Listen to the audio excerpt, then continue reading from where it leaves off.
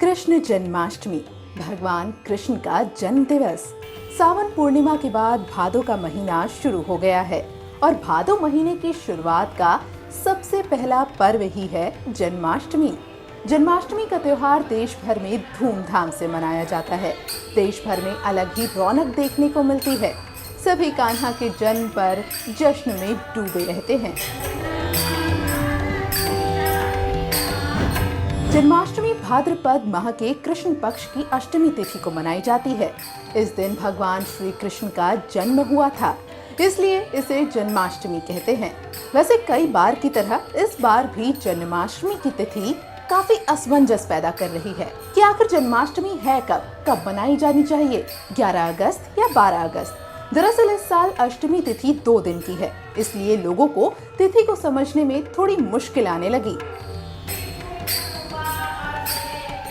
हिंदू धर्म में सभी तीज त्योहार तिथि के अनुसार ही मनाए जाते हैं। इस साल अष्टमी तिथि की शुरुआत 11 अगस्त मंगलवार से सुबह 9:06 से हुई। 12 अगस्त बुधवार को सुबह 11:16 तक के लिए चली। ऐसे में अष्टमी तिथि का सूर्योदय 12 अगस्त को होने पर जन्माष्टमी 12 अगस्त को मनाना श्रेष्ठ माना गया, क्योंकि जिस तिथि को सूर्योदय होता है उसी तिथि को असली तिथि मानकर पर्व मनाया जाता है। हालांकि कई लोग 11 अगस्त को भी जन्माष्टमी मना रहे हैं और कई लोग तो दोनों दिन। वहीं इस बार कृष्ण जन्म की तिथि और नक्षत्र एक साथ नहीं मिले हैं। मतलब ये कि जिस रोहिणी नक्षत्र में भगवान कृष्ण का जन्म हुआ था वो ना तो 11 अगस्त को है ना ही 12 अगस्त को, बल्कि इस बार रोहिणी नक्षत्र का आरंभ 13 अगस्त को सुबह 3:27 पर हो रहा है, जो सुबह 5:22 तक रहेगा। जन्माष्टमी पर भगवान कृष्ण की पूजा सही मुहूर्त में की जाए तो माना जाता है कि वो और फलदायी होती है। इस बार बुधवार की रात 12:05 से लेकर 12:47 तक पूजा का शुभ मुहूर्त है।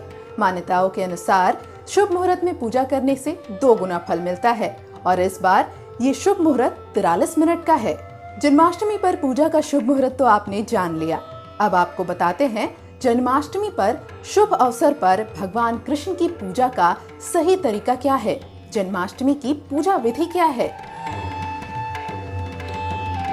चौकी पर लाल वस्त्र पहले बिछाएं और फिर भगवान कृष्ण के बाल स्वरूप को पात्र में रखें।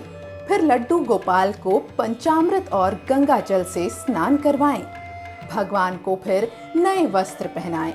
अब भगवान को रोली और अक्षत से तिलक करें। अब लड्डू गोपाल को माखन मिश्री का भोग लगाएं। श्री कृष्ण को तुलसी का पत्ता भी अर्पित करें।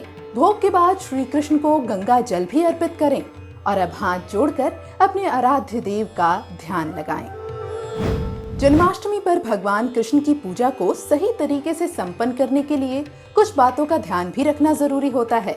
आइए बताते हैं जन्माष्टमी पर पूजा के कुछ नियम। जन्माष्टमी के दिन कई लोग सुबह या शाम के वक्त पूजा करते हैं, लेकिन ध्यान रहे कि भगवान श्री कृष्ण का जन्म आधी रात को हुआ था।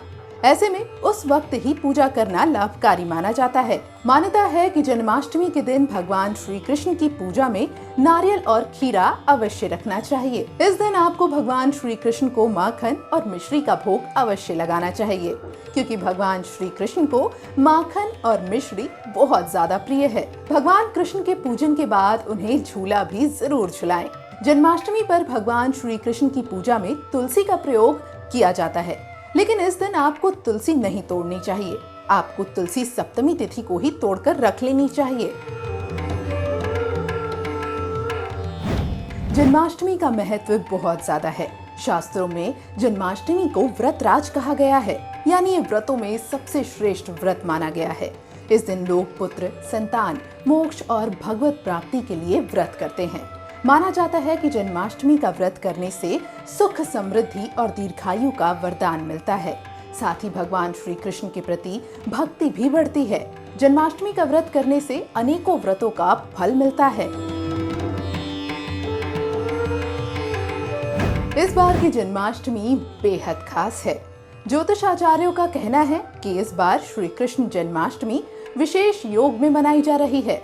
27 साल बाद ये पहला मौका है जब श्री कृष्ण जन्माष्टमी पर बुद्धाष्टमी और सर्वार्थ सिद्धि योग बन रहे हैं। ये योग साल 1993 में बना था और तब से जाकर अब जाकर ये योग बना है। जन्माष्टमी पर भगवान कृष्ण को 56 भोग लगाने की भी परंपरा है। धार्मिक मान्यता है कि 56 भोग से भगवान श्री कृष्ण प्रसन्न होते हैं और भक्तों की सभी मनोकामनाएं पूरी हो जाती हैं। आइए बताते हैं 56 भोग के पीछे की वजह क्या है। कथा के अनुसार भगवान कृष्ण को माँ यशोदा दिन में 8 बार यानी 8 पहर भोजन कराती थीं। एक बार जब ब्रजवासियों से नाराज होकर इंद्र ने घनघोर बारिश कर दी तो भगवान श्री कृष्ण ने ब्रजवासियों की रक्षा के लिए गोवर्धन पर्वत को अपनी उंगली पर उठा लिया। श्री कृष्ण 7 दिन गोवर्धन पर्वत को अपनी उंगली पर उठाए रहे। इस दौरान ब्रज के लोगों, पशु पक्षियों ने गोवर्धन के नीचे शरण ली। 7 दिन बाद जब वर्षा समाप्त हो गई तो सभी गोवर्धन के नीचे से बाहर निकले। 7 दिनों तक भगवान कृष्ण ने बिना कुछ खाए पिए गोवर्धन पर्वत को अपनी उंगली पर उठाए रखा था। कृष्ण जी 8 बार भोजन करते थे तो माता यशोदा और सभी ने मिलकर 8 प्रहर के हिसाब से कृष्ण जी के लिए 56 भोग बनाए। ऐसा कहा जाता है कि तभी से 56 भोग लगाने की परंपरा शुरू हो गई।